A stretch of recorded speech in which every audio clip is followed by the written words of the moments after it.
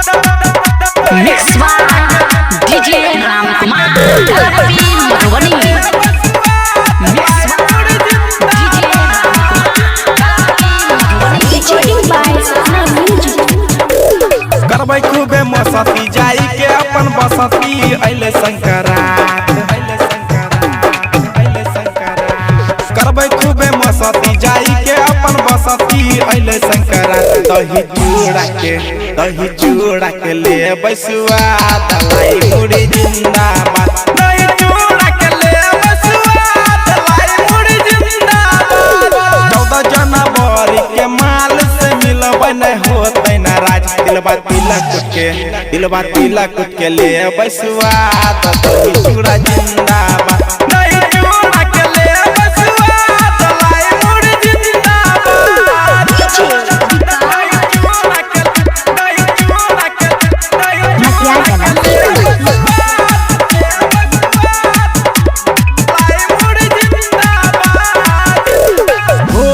भोरे नहैबै कैसे लागै छै बड़ी जार रे।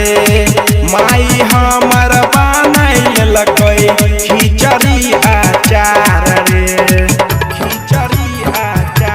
हे रे भोरे नहैबै कैसे लागै छै बड़ी जार रे। माई हमर बनैलकै खिचड़ी आचार रे।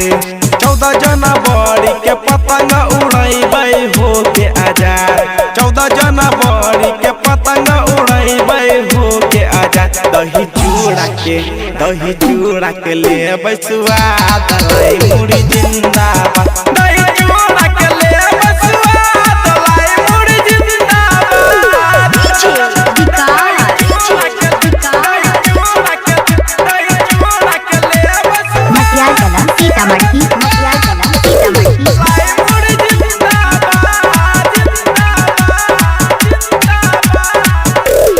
बाबू माई के पैर छूके लेबै आशीर्वाद रे।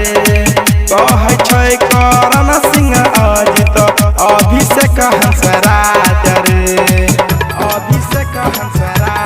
हे माई बाबू के पैर छूके लेबै आशीर्वाद रे।